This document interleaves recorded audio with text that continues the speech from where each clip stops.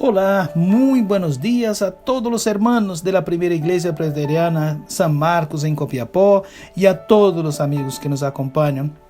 La gracia del Señor sea con vosotros.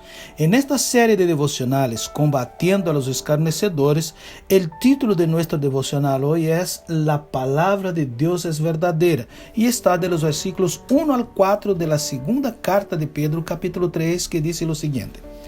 Amados, esta es la segunda carta que os escribo, y en ambas despierto con exhortación vuestro limpio entendimiento para que tengáis memoria de las palabras que antes han sido dichas por los santos profetas y del mandamiento del Señor y Salvador dado por vuestros apóstoles. Sabiendo primero esto, que en los postreros días vendrán burladores andando según sus propias concupiscencias y diciendo, ¿dónde está la promesa de su advenimiento? Porque desde el día en que los padres durmieron, todas las cosas permanecen así como desde el principio de la creación. Que Dios nos bendiga con esta palabra. En el devocional anterior, hicimos una breve introducción al tercer capítulo de la segunda carta del apóstol Pedro, escrita a los hermanos, como él menciona, expatriados de la dispersión en Ponto, Galacia, Capadocia, Asia y Bitinia. 1 Pedro 1:1. Destacamos ahora en este devocional que en este capítulo el apóstol Pedro amonesta a los lectores a que comprendan tres factores importantes respecto a Dios y a la promesa de la venida de nuestro Señor Jesucristo. El primer ejemplo que entrega Pedro es: la palabra de Dios es verdadera. Luego, en el versículo 2 del capítulo 3, Pedro habla de la memoria como factor importante en la jornada de vida cristiana. Es posible tener una mente sincera y pura y, sin embargo, tener una pésima memoria. El texto afirma claramente que el autor, el apóstol Pedro, escribió para despertar la memoria de sus lectores. 2 de Pedro 1, del 12 al 15, también lo afirma. Es muy fácil para algunos cristianos acostumbrarse con la verdad de Dios y dejar de darle el debido valor. Por ejemplo, Eutico se durmió escuchando la predicación de Pablo, Hechos 20, del versículo 7 al 10. Dios Padre hizo una obra gigantesca para que tuviéramos la verdad de su palabra y la libertad para ponerla en práctica. Pero muy seguidamente dejamos de dar a esta palabra el debido valor y somos complacientes con el error.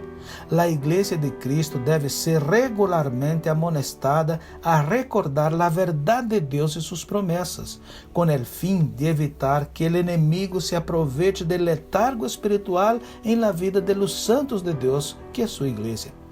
Por ello, en primer lugar, lo que Pedro destaca es: considerando que la palabra de Dios es verdadera, debemos poner mucha atención a lo que ella nos está enseñando.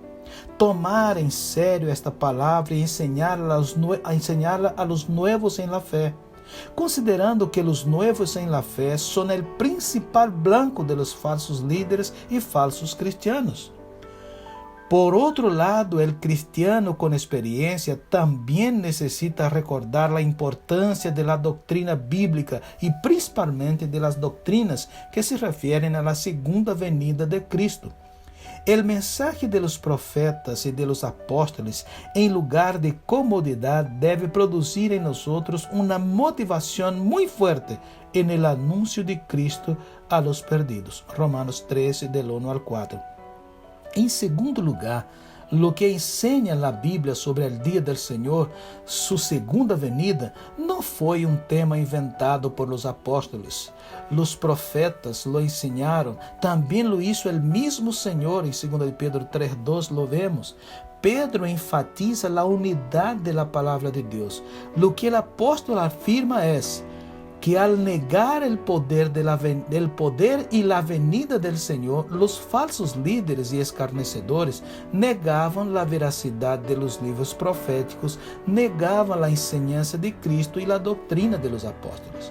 Por ello, en tercer lugar, Considerando el texto leído, no está de más recordar que sobre el juicio de Dios y aquel día del Señor y la venida del Señor, ya en los días de Enoch, Dios había avisado que el juicio estaba en camino, Judas, versículos 14 al 15. Vários profetas de Israel anunciaram o dia del Senhor, avisando que o mundo seria juzgado. Isaías, Daniel, Oséias, Amós e vários outros. Em Jeremias 30, versículo 7, é conhecido este dia como tempo de angústia e tribulação para o povo de Deus. Damos graças porque o dia del Senhor para nós, a pesar de pese a todo lo que hemos escuchado, é tempo de esperança. Que Deus nos bendiga com sua palavra.